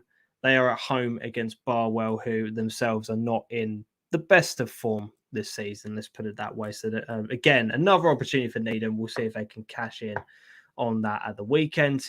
Ishmere North time now. We've got results from the weekend. Only the 3 games taking place over the weekend, of course, with the VARs and different cup actions going on. And one of our local sides in Sudbury won 2-0 away from home against Romford. So another very pleasing win for Sudbury. They're going quite well, Adam. They're doing very well so far in the league. They are. Plenty of clean sheets being picked up along the way as well. So good defensive unit being built there. And I think Romford, by all reports, were hard working as well. So it really is a good, good win. Vinny, you're going to start selling fuel out of small resealable baggies to try and get that going. Leiston and Needham consider that a derby, Vinny. That's all that has to be said. They consider it as a derby. So yeah, that's so Sudbury won on that week on the weekend. Result wise, it's not really made a great deal of difference to the overall league table. Because obviously, again, there was only 3 games taking place. But now Sudbury have played 6 and they're up to 2nd place. Again, we'll update this more, obviously, when there are more games taking place. So good to see hashtag being so successful. I know you'd have to get that in before we moved on. But yeah, a confirmation then that sadly, for all of our local sides, from the Deer and Bury perspective, which promises to, I thought that was going to be a really good game, has now been sadly postponed. The Felixstowe one's been postponed as well. Also, the Stowmarket versus Sudbury game, which again I was meant to be covering on Wednesday, has now been postponed. There are other games taking place in this league, but sadly none of it from a local side perspective. Again, weekend-wise, all subject to change again, and we'll see how, see who decides that they don't want to play on the weekend. But we've got Bury, who are at home against Aveley. We've got Felixstowe, who are away against Grays Athletic. That'll be a very tough game for Felixstowe because Grays are a very, very good outfit. Stowmarket are away from home against Holbridge Sports. They'll be seeing that as a game that they can win. Dereham are away against Tilbury.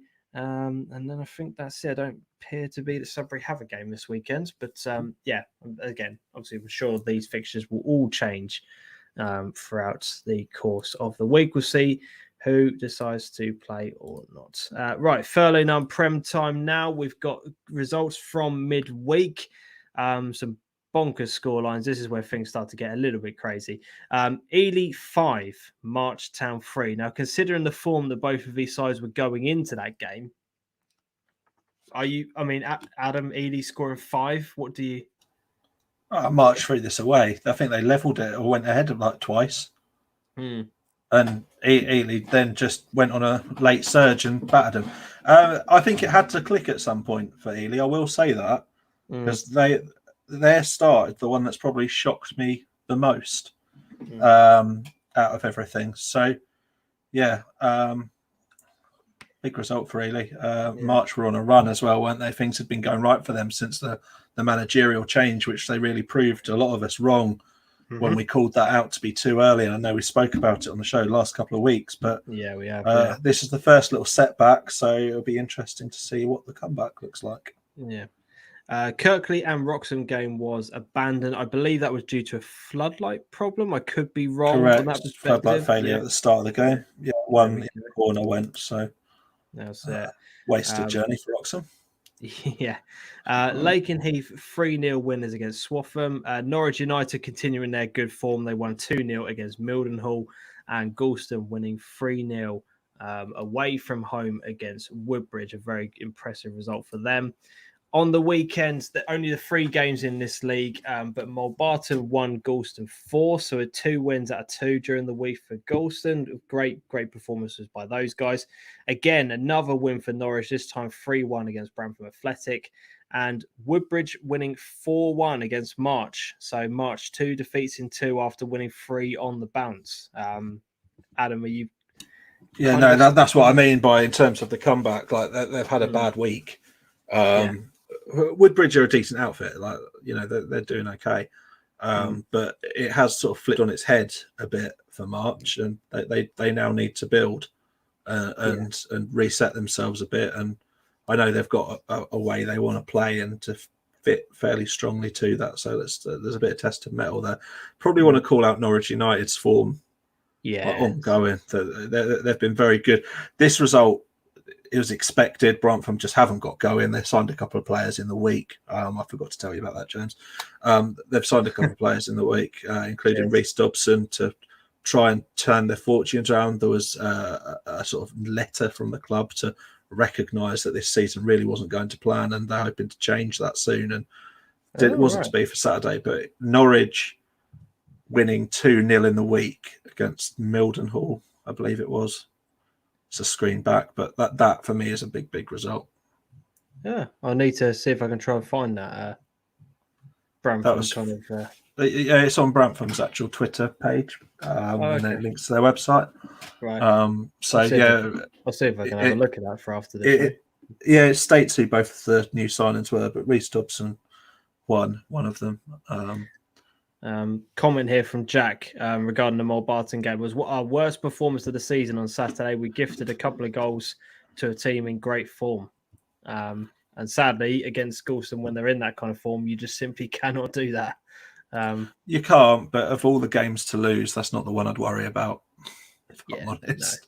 And I think that if you're playing bad on the day, Galston this season will make you look worse because they're just taking everything they can get. And I'm sure Mulbarton will bounce back stronger, but for Galston, the march carries on, and they're enjoying life, aren't they, this year? Yeah, this is a team that a couple of years ago were just absolute. They were your 3 points every time you played them. It really is it's a dramatic change, and maybe one of the quickest flips in fortune that I've seen in a league. Yeah, so as a result, this is now how the league table looks. We've still got obviously Swaffham and Haverhill occupying those relegation spots. 3 teams on 7 points, just ahead of them. Obviously, with teams playing vastly different games to each other. As you said and mentioned, obviously with Bramford's start to the season, they're in 15th place with 8 points from their 8 games. Thetford, good turn in form for them. They're now up to obviously 13th place in the table. Good win for Ely. They're now up to 12th. Top half of the table, we have a new leader. Obviously, Galston have played 2 more games than Wroxham, but they are on 31. Wroxham on 27. Top of the table, Galston. Well done to those guys. It's been a very good start to the season. And then we've got the chasing pack behind them. And look at Norwich United now, up to 4th place, 5 wins from 5. They're flying up that league table as things stand. The league is changing very quickly, isn't it? Week by week. Yeah. Galston and Wroxham look some distance away from people at the moment, but Mildenhall a couple of games short. We talked about that poor week for Newmarket previously, didn't we? And look what's happened to them now. Down to 6th as a result. 3 defeats from 3. Oh, it's bad. It just shows how quickly this league can just dramatically alter. Yeah, it's absolutely bad. Then, Shem, I've got a lot of time for your comment that you've just put in the chat. We'll call that out. Lakenham have folded after 1 week. Oh dear, long-time listeners and watchers will understand. Real chance for Fakenham to push on with a good run of fixtures. Yeah, I think so. I think so. But... Well, I'll tell you what. I'll have a look at who they've got actually. Adam, read out the next set of fixtures for me. Yeah, whilst of I have course. a look at Fakenham's run. I want to just double check that. On the 28th, tomorrow night, Brantford Athletic play host to Thetford Town. That's going to be a really interesting fixture. And I didn't think I'd be saying this at this point in the season, but I worry for Brantford against a Thetford Town that are in form, scoring goals, have lost a couple of players. It doesn't seem to have mattered whatsoever. So I think Thetford will go there with every confidence in the world. Hadley United versus Haverhill Rovers. Again, I don't know how to feel about this one, but I think Hadley will look to get back to form against Haverhill, who are struggling big time. Mildenhall versus Newmarket's a great midweek fixture, and I'm sure there's going to be a lot of people that want to get themselves along to that one. Swaffham versus Norwich United. Good grief. Goals galore. Holy hell, I don't know what on earth's going to happen. Swaffham do not want that game. They'll be begging for a fuel crisis. Walsham the Willows playing Long Melford. That's going to be a cracker as well. Whitton have got Woodbridge. Tough one for Whitton. They're a long way short on the number of games they've played, but Woodbridge are going extremely well. And Wroxham versus Mulbarton. Mulbarton have fell back into this pattern of playing the tough teams all close together again. And, you know, as much as I'd like to back Mulbarton to see if they could pull another shock off against Wroxham, I think it's going to be tough. Wroxham played well against Manchester for the weekend. Shem has put bottom two games will be games to watch. I probably tend to agree on that one. So Fakenham's next set of games, they've got Whitton at home, which is on Saturday. They've then got March away, Newmarket away, Woodbridge at home. So maybe maybe the two games after that. But then they've then got Ely, Swaffham, and Long Melford. So that's your run, isn't it? You know, there's some games in there definitely that they can get some points from. But Newmarket and Woodbridge are the tough ones in there. But that's a sort of 7 out of 10 run of games, isn't it? If you wanted to score it, It's a shame. Swaffham players seen at every petrol station around the A47 tonight. Brilliant. Absolutely brilliant. They'll literally be doing laps to try and run down their fuel tank so they can't get to the game, I think. They will not be wanting to play that. Weekend's action, we've got Brantford versus Lakenheath. We've got Ely versus Galston, Fakenham versus Whitton, as we've already just discussed.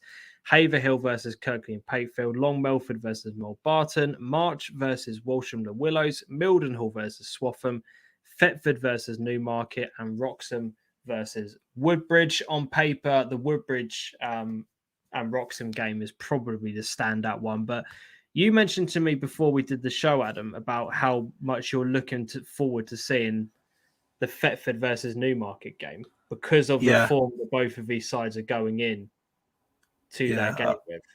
I don't think for me it's about the Wroxham Woodbridge game. Like, I know you see that one as a good one in terms of comparable form and stuff, but I think like Thetford Newmarket's a really interesting battle based on how they've been playing and where Thetford are picking things up, and the fact that they've got some real upward momentum in the table and a real reason to look forward and to fight into a stronger position than what they've been in a couple of years.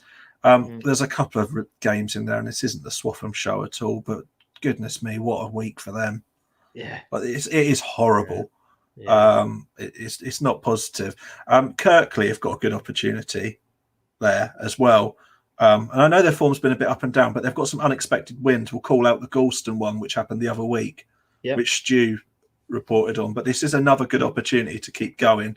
Fakenham Whitton's going to be an interesting one. And not in a position to call it because I don't know enough about how Fakenham play, but I think it will be an interesting game with Whitton not really being able to find their stride in the league yet. Shem, Brantford versus Lakenheath will be very interesting. Lee, I'm off to Thetford on Saturday. Could be. Honestly, Lee, I think that will be. I personally think that's going to be one of the more fiercely contested games of the weekend. But there are some interesting games in that little selection. There's some I'm quite confident in calling which way they'll go, and others I really don't know. Yeah. The Brantham Lakenheath one is one of those ones that I'm just not sure. Yeah. That, So Sharon, always looking forward to going to Wroxham, petrol allowing. Let's move on to Furlough None North now. So results from the weekend, we saw Needham's reserves losing 4-0 to Huntingdon Town. Norwich CBS 2, Holston 4, which a game you've already briefly talked about earlier on in the show. We've got Peterborough North End 1, Leyton Reserves 0, and UEA beating Parsons Droves by 3-1. Good win for UEA. Again, doing very well at this league. Obviously, first time at this at that level. League table wise, not a huge amount of change because again, there was only the 4 games that took place this weekend. But here's how the bottom of the table now works. Downham into the bottom half and now in 9th place. We talked about UEA. We talk about them quite regularly. They are now in the playoff spots. They're doing very well.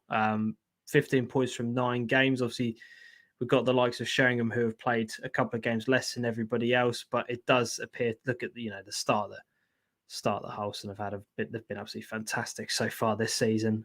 Leading the way, I think, is the right way to put it. Adam, you're looking at the league table with intent. What are you thinking? Let's just try and take it all in a bit, really. This one is just, there's a lot of people just hovering outside, and it baffles me how Norwich have already played 10 games. I can't believe we're at this point already. We talk about Halston, Huntingdon with another game in them are going to be pushing them hard. Whittlesea even more so. So, like, there's 2 teams there with a lot to do, and then obviously Sheringham have 2 games in hand. And that would take them on to 21 points as well if they were to win both of those. That's all very theoretical, but at the moment it looks a bit gappy. But when you get people catch up, if they get the right results, the loss that Halston recorded the other week starts to look more expensive. Yeah, could make it very interesting. No massive goal differences either at the top end of this table in comparison to some of the others, especially when you compare it to the Prem. True. Considering how many games have been played as well, James. Yeah, true. Although when you look at the bottom of it, oh please, yeah, Wisbech should be back in action this weekend as well, and that's going to be an interesting game because I tell you, Framlingham, yeah, depends on which Framlingham turn up. Let's put it that way. But it's Debenham versus Whittlesea, Dis versus Leyton Reserves, Downham versus Huntingdon, Great Yarmouth versus Needham Market. Halston versus Parsons Drove. Good luck to Parsons. Sheringham versus Peterborough North End, and UEA versus Norwich CBS in again another kind of Norfolk derby up there. That's the game I'm particularly keen on looking at. It's the one to have eyes on, I think. Yeah, definitely. Furlough None South time, the division that always throws up shocks, surprises, and everything in between. These are the midweek fixtures that took place. It was Sudbury Reserves 2, Halstead 6, Haverhill 1, Cornard 1, Ipswich and Harwich and Parkston drew 0-0. Newbury Forest and Buckhurst was abandoned. I can't quite remember the reason why that game was abandoned. I'd need to do a little bit of research on that. But yeah, that game was abandoned, and we had Hackney Wick and Holland drawing 1-1. Another draw in there for Ipswich. On the weekend, we saw Sudbury Reserves 1, Hackney Wick 3, Coggeshall 2, Parkview 2, Frentford 6, Brimsdown 0, and Harwich and Parkston and Haverhill Borough drawing 1-1. As a result, here's the league table. Adam's favourite time, looking at the Furlough None South league table. Again, look at some of these teams. They've played 12 and 13 games apiece. Then we've got some teams who are on 9 games each. The division is a bit of a mismatch. But yeah, Harwich and Parkston down there with 8 draws and 4 defeats. haven't won a game this season, but they've got 8 draws under their name, which is just absolutely incredible. And as a result of Ipswich and their 3 points being awarded to them for their 7-0 win against Brimsdown, they are now top of the table followed very closely by Benfleet, who are 1 point behind them, haven't played the same amount of games, and then there's a whole host of teams chasing behind with very, very close points tally. It's a crazy league. Swear the last time I blinked, Buckhurst were top of the league. Yes. Like, what has happened? But look, they've just not played. They've only played 8 games so far. Yeah. What's that? 6 points. That's going to put them 25. They'll be back up there. Yeah. Yeah, I saw that about Ben Rose. So yeah, that's a problem. Yeah, 8 draws, Shem. Yeah, absolutely mad. This division's absolutely bonkers. It really, really is. But it's like May and Baker were struggling near the bottom, weren't they? To start, because they only put a few draws together and they'd lost and they weren't really doing anything. Then all of a sudden they've got a load of wins and they're right up there. So that's just a senseless league. I can't understand it. Yeah. Crazy stuff. Right, midweek action. So far, again, no postponements confirmed at this point in time, but we've got Harwich and Parkston versus Coggeshall United. Haverhill Borough and Ipswich Wanderers are taking place. We've got Wormley Rovers versus Hackney Wick. And then Saturday, a whole host of games taking place. We've got May and Baker versus Brimsdown, which is on the Friday night. Benfleet versus Halstead, Buckhurst versus Cornard, Hackney Wick versus Wivenhoe, Haverhill versus Coggeshall United, Holland versus Frentford, Ipswich Wanderers versus Barkingside, Newbury Forest and AFC Sudbury, Parkview versus Harwich and Parkston, and Wormley Rovers versus Burnham Ramblers. You would have to say, on paper, maybe Hackney Wick versus Wivenhoe is probably the game of the. Oh no, sorry, Benfleet versus Halstead is probably a game of the round. 8 wins out of the last 10 between those two. That's probably the tie of the round. Matthew saying the Ben Rose injury was quite serious. Although Jack saying Ben Rose was fine in there and precautionary, it was a head injury, sore one, but shouldn't rule him out for too long. So hopefully he's not on there. Dan is saying, Wanderers game for me. He says, yeah, Wanderers against Barkingside could be a very good one as well. Barkingside are in pretty decent form. 3 wins from their last 4. So they're going quite well as well. Right, SIL senior time. Let's get the results up from this weekend. We saw Bilderston losing at home 3-2 against East Bergholt United. Capel Plough and Achilles, that game was abandoned. We briefly touched upon it. We're waiting to find out clarification on what happened in that game, but that game was, as I said, sadly abandoned. We had Claydon 3, Ransom Sports 0, Henley 3-0 against Westerfield United.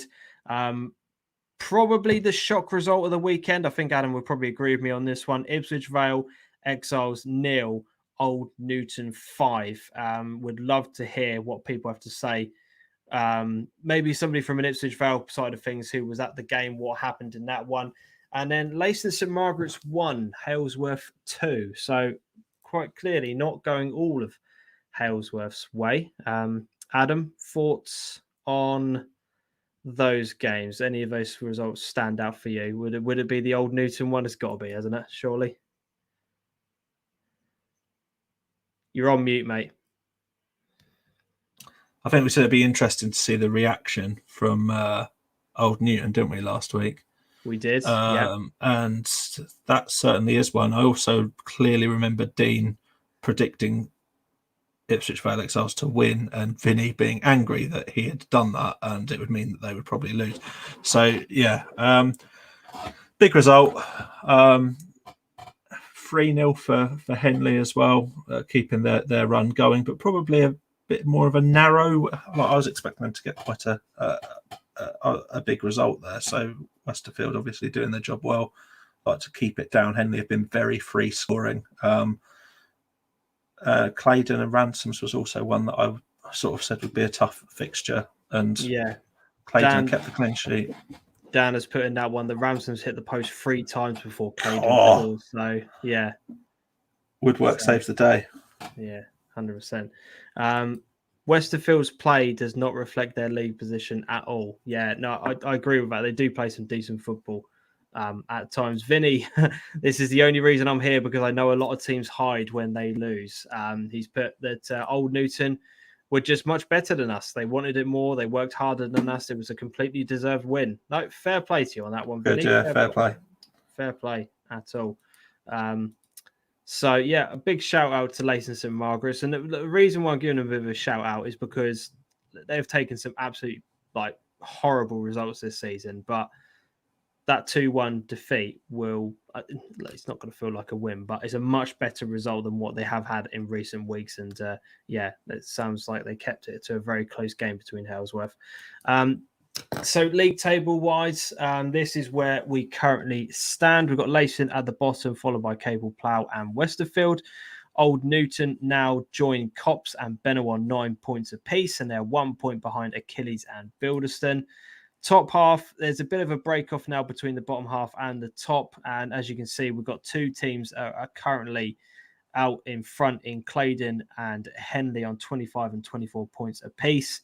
And then a whole host of chasing teams. And we've got the likes of Ransoms, Ipswich, Hawley, East Burgolt, who are a few games behind everybody else. And I think it's very similar, Adam, to what the Furlough Nunn North is, in that once we get these teams kind of up to speed with their fixtures, we'll kind of know more about where this league lies, because you could look at it and go, well, you know, if East Burgolt win their 3 games in hand, they go up to 24 points. They're right in the reckoning. Again, just not balanced enough yet, is it? Yeah. That is the right way to describe it, I would say. Claydon and Henley, I do feel they're going to be fiercely competing throughout the season. They're both scoring as many goals as each other. Yeah. Dan, Burgot's still unbeaten. Yeah, again, they've had a very good start to the season. Vinny, very honest, we can't consider ourselves in the chasing pack anymore. But you win your games in hand, mate. I was going to say win two games in hand. You're up to 19 points, and you know that only takes a couple of games, and you spin that completely on its head. We've seen what happens at this level of football can happen. Leighton St Margaret's are scrapping for everything. We wish them luck. Need a long, hard look at ourselves after Saturday. Wow, fair play. Irv's in the building. Good evening, my man. Good to have you here on the show. Then fixtures-wise for the upcoming weekend, it's Achilles versus Ipswich Vale Exiles. We've got Benall St Mary versus Copplestonians, Bilderston versus Henley, Capel Plough versus Claydon, Hawley versus Halesworth, Old Newton versus Westerfield, Ransoms versus East Burgolt, and Trimley versus Leighton St Margaret's. Ransoms versus East Burgolt looks like a very good game. Yeah, that's my goal. I was about to call that. I think that's going to be a cracker. I think Ransoms would like the pride of inflicting that first defeat on East Burgolt in terms of where they are, and they're pushing hard as well, aren't they? So. Yeah, definitely. No, definitely. It depends on which Bilderson turns up, but they can certainly give Henley a game on their day, so that won't go all Henley's way. But yeah, some good-looking ties in amongst there. Vinny, the IP2 derby. Shem, Ransoms versus Burgolt. Yeah, no, I agree with that one. John Ward, Halesworth were down to 10 men for the last half an hour, so not taking anything away from Leighton. But there you go. That's some factual stuff that we didn't know about coming into tonight's show. So appreciate that, John. Hawley versus Halesworth, says Dan. That, again, it depends on which Hawley turn up. Recent form's not been massively great, but you know, Halesworth on their day are a very, very good side. So yeah, that could be a very, very tasty fixture as well. Div 1 time results from the weekend. Some of these results are crazy, but we have Bacton 3, Kesgrave 3, Grunsborough 3, Wenaston 0, Sporting 5-0 winners against Stanton. A very impressive win for Sporting 87. Tankstone 4, Bromford Road Old Boys 2. This result from the weekend absolutely blew my mind. But Wickham Market 0, Stowe Falcons 5. Adam, what do you make? What do you make of those games? Jesus. Well, you called the Falcons result out, and I know you've got a favourite with them. So, but most of that is incredibly well. Yeah, there's some big results in there. Sporting beating Stanton 5-0. I did not see that coming, and nor did most of the people that entered Super 6. Yeah, I I think forgot that game was on there. 3 people called that as a sporting win. Is that it? Yeah. Wow. Fair play to the 3 people. So yeah, very, very interesting. Backton 3, Kesgrave 3. That would have been an entertaining one. Yes, I would have liked to have seen that. We all know, Backton are trying, some other stuff this year. So and with the squad that they've built since the lads came in from elsewhere. So I think, a good point against Kesgrave, but Falcons 5-0, Sporting 87 5-0, Tatingstone getting the 3 points as well against Bradford Old Boys. It's big results. Mm-hmm. Yeah, no, definitely. I did see the tweet that said, whilst the league continues to hate us, we've got football this weekend or something, which made me laugh, Jordan. Yeah. Yeah, definitely. Kesgrave, no keeper after 15 minutes, 2-0 down at half time. Wow. Goodness me. Wow. Oh, no, fair play on that one. Fair play. So this is how it leaves the current league table. And once again, as a result of Stanton losing, we now have a new leader at the top of the table in Tatingstone. So fair play to those guys. Obviously, Sporting and Stanton 1 game behind, 1 point behind as well. Falcons up to 4th with 9 points from their 6 games. And again, you look at the likes of Kesgrave at the bottom there, 5 points from their 4, but they've only played 4 games. They've got a whole host of fixtures to try and catch up on as well. It's one of those things that we're going to see this throughout the season until we start to get some more, to start getting some more games kind of played, etc. But quite tight this league, though, isn't it? Oh God, yeah, 100%. It just makes me laugh at Kesgrave are in 8th. That means nothing. They play 6 games like Tatingstone have, and they've got 11 points. They win them both. I know you've got to win them both. That's what I've been saying all night long. But at the end of the day, the top to the bottom, it literally means nothing. Yeah. Other than Winston, who are clearly going to struggle. Yeah. Well, yeah, possibly. No, possibly about it, is the James. Minus 13 goal difference, 4 games played, 4 losses. They're going to struggle.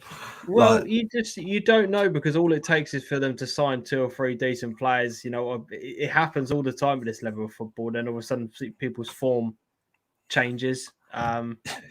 Vinny means nothing anyway. No one will get relegated. We'll be lucky if this league even exists by the start of next season. To be honest, it'll be called something completely different. Yeah, that is very, very true. We couldn't even play on our 3rd home pitch on Saturday, says Jordan. It's very, very true. Very true. Fixture-wise for the upcoming weekend, it's Bramford Road Old Boys against Stanton. It's Grunsborough Sporting 87, Stowe Falcons versus Kesgrave, Tatingstone versus Backton, and Wenniston versus Wickham Market. Some good games in amongst there. But again, because, as you said just a moment ago, because of how tight this league is, all of these games have got something riding on them. There's not really one that kind of stands out as like the glamour type, but any of these sides. It's going to take another 4 weeks, isn't it? By that point, the league will be finished. For things to actually like unravel, and for us to really know where we are is that's it. Div 2 wise, results from the weekend. We saw Wolfstone losing their first game of the season. They lost 3-1 to Cockfield United. Cockfield obviously not playing that many games so far this season, but a good win at home for those guys.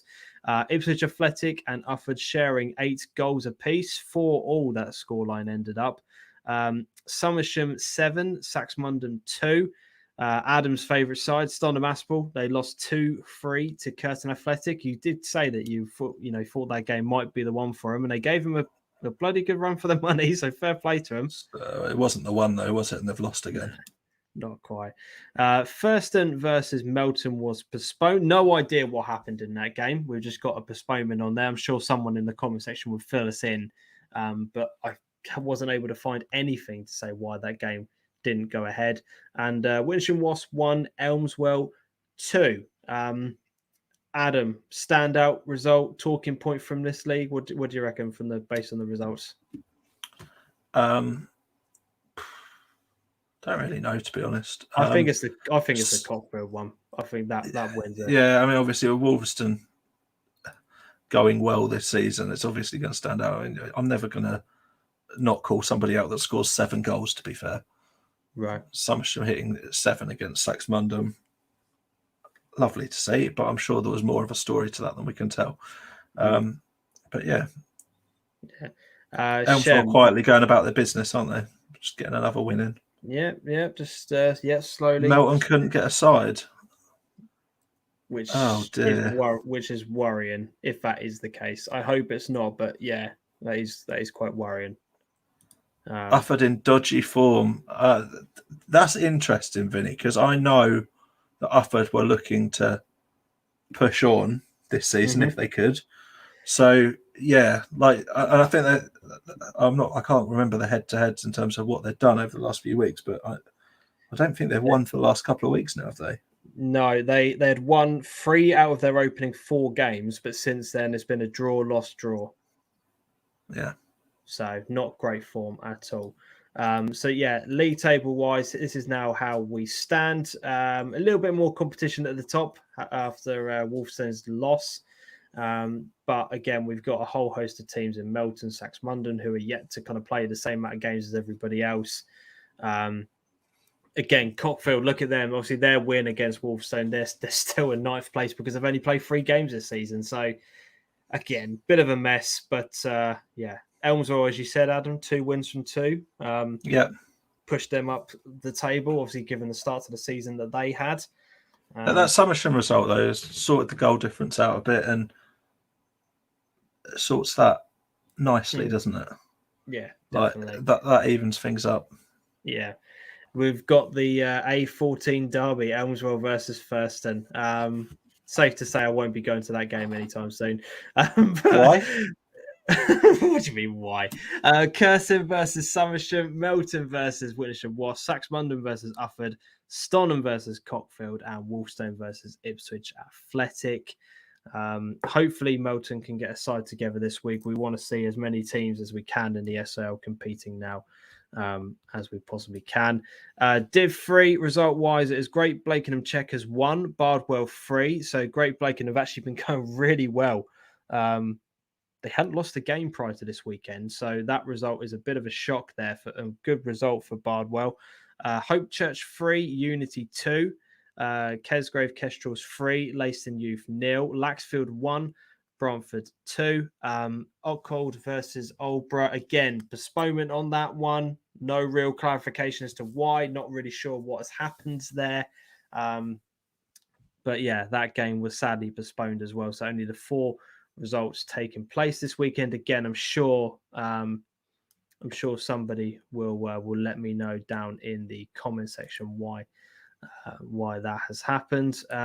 Vinny, Bromford versus Laxford, a repeat of last season's primary cup final. Very, very true. So yeah, league table wise, this is now how things look. We have got again Aldborough at the bottom there, still without a win. So Unity without a point either. But that the league table now looks quite interesting given that Great Blakenham defeat. And again, few teams chasing behind them now. It's really tight at the top. Look, 1 point separating 5 places. That's a really, really tight league. Probably the tightest league out of all of them that we cover on the show. And as I said, that defeat sets up things quite nicely in that division. Fixtures for the weekend is AFC Wanderers versus Ockhold. It's Bardwell versus Kesgrave Kestrels, Bromford versus Aldborough, Great Blakenham versus Laxfield, and Leiston Youth versus Needham Market Phoenix to round things off. Adam, Super 6 time to finish off tonight's show. What has happened during the course of this week then? Fill us in.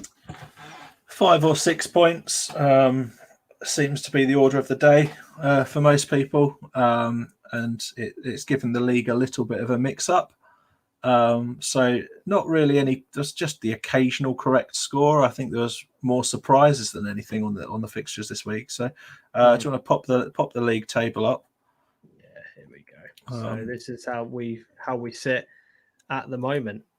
It's very tight this season compared to last season. And because people are only picking up a very steady stream of points, it's never too late to get involved and join in. So, yeah, very interesting. Continue to say that those that went well last season are struggling this season. So it's quite good. Quite nice to keep mixing it. We've got a monthly winner. So who James will be sorting a prize out for. And I believe that this month's winner is Nathan Burrell with 21 points across 4 games. Four games weeks. So, yeah, Nathan, did very well. Nathan, reach out to me if you're watching the show. We'll make sure that I can sort something out for you as a bit of a monthly prize. Shem down to 8th, doing a Leicester. Dan Barnard, at least I'm above Ben. Ben, I've been a little bit inactive tonight, folks. Yeah, don't worry about it, mate. It's absolutely fine. But yeah, so that is the current situation as things stand. I think did I enter? I probably didn't enter this week. Yeah, you did. You did enter. I'm just yeah. So yeah, we've got new set of fixtures ready for next week. Bring them up, and I'll read them out. We have the survey, as always, is now going into the chat. We'll post it throughout social medias throughout the course of the week. But yeah, so we've got Bury versus Aveley. It's Mildenhall versus Swaffham. Thetford versus Newmarket. UEA versus Norwich CBS. We've got Ransoms versus East Burgoll. And Trimley versus Leiston St Margaret's. So yeah, if you want to get involved, all entries must be in before Saturday at 12 p.m. As always, if you want to get involved in the Super 6, get your predictions in. Have you got Stu's meme of the week? No. Oh, you need to get on. I thought you'd been logged onto Twitter and seen it. You need to quickly whip that off Twitter. Yeah. Stu can now produce meme of the week, and I've got a lot of time for this one. Are you referring to? You're referring to this, are you? Yeah. So now, if we get sent in any clips of someone doing catch anyone showing some frustrated behaviour on the sidelines, we'll have the Potter's pad moment brought out and show the corresponding clip. Yes. Catch people on camera. Absolutely love it. Yeah, definitely. Fantastic stuff. Right, we're going to draw tonight's show to a close. Thanks everyone, as always, for getting involved in the comments section. The particular point about the statement was the main talking point that you guys got involved with. But yeah, again, if you are enjoying these shows, if you find, if you want to help support the show, support the channel, etc. Again, link for all of the merchandise is down in the description. If you want to help us out, one-off, monthly amounts, whatever the case, link for it as always is in the description. Hit the like button and subscribe to the YouTube channel if you haven't done so already. I will announce tomorrow during the day whether or not we are going to be doing the non-league now rather. It depends on whether or not there are a number of postponements during the day as there normally. We'll see how tomorrow kind of lays, and then we'll make a decision from there. Turn into a talk show between the two of us, if not. Pretty much, yeah, it could be. We could just do a Q&A at that point if you wanted, if there weren't very many games on, if you guys wanted that. But yeah, I'll post something out for it. If you can join us, that'd be absolutely fantastic as we cover some of the games. Obviously, there's still Step 3 and Step 5 football going on, which we'll look to cover as well. But yeah, thanks ever so much to everyone in the comment section. I hope you've all enjoyed it. And if we don't see you beforehand, we'll be back next Monday, as always, for the Suffolk Non-League show. But thanks, Adam. Anything you want to say before we close off tonight's show? See you next Monday. Fantastic. See you later, everybody. As always, adios.